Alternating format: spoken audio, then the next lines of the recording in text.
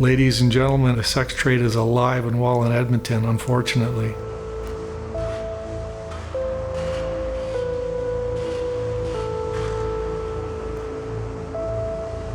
Edmonton is not immune. We sometimes picture things from we see on television, maybe, the big cities, San Francisco, Vancouver, anywhere but here. But unfortunately, the sex trade in Edmonton is alive and well. It's on the internet. It's in body houses that are popping up here, there, and everywhere. It happens in the parks. It happens close to youth drop-in centers. I think it hurts everyone. Young boys are starting to watch pornography at an ever younger age, and I think it affects children. It trickles down to children.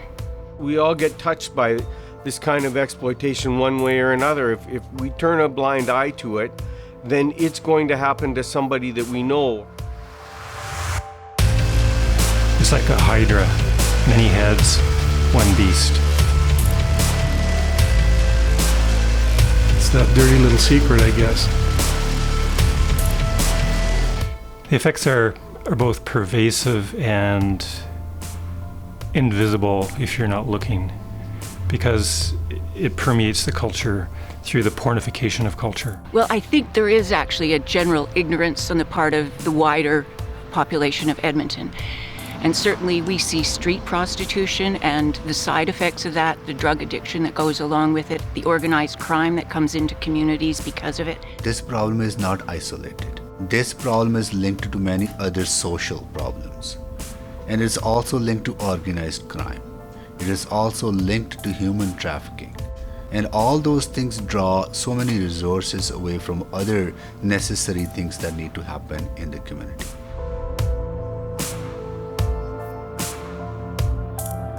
It's being engaged, let's say in the family environment, being engaged and understanding what your sons and daughters are involved in online. When the kids become so desensitized to the whole idea of sexual exploitation, it really takes away from a certain innocence that comes with being a kid.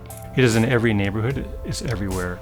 Although it may not be obvious to the eye, it is all around us, and we as a community need to wake up and realize what is happening. I'll tell you, our approach when it comes to policing is not to focus on those that are most vulnerable. It's not to focus on those that are the workers. It's to focus on the consumers and the exploiters. And I'm going to tell you, we're putting a lot of time, we're putting a lot of effort and a lot of focus with respect to catching the exploiters. And the exploiters are the people that we're the most interested in. We have to have hope, and there's always reasons for hope, and if you look hard enough, you can find it. I think there is hope in making an impact, making change.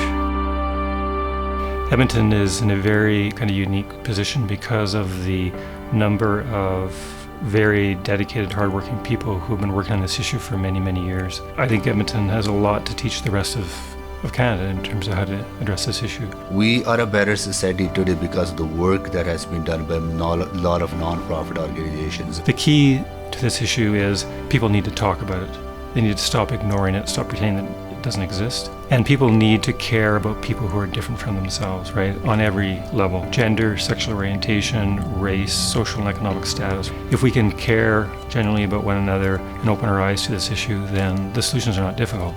I would love to see, and I'm going to challenge hopefully every man that is watching this to become an advocate and become an ally and get involved in this, because it's going to take men setting good role models, becoming mentors, teaching their sons, their nephews, their brothers that this is what it takes to stop sexual exploitation. It's about getting involved. It's about making a stand and saying this is not acceptable behavior to buy sex.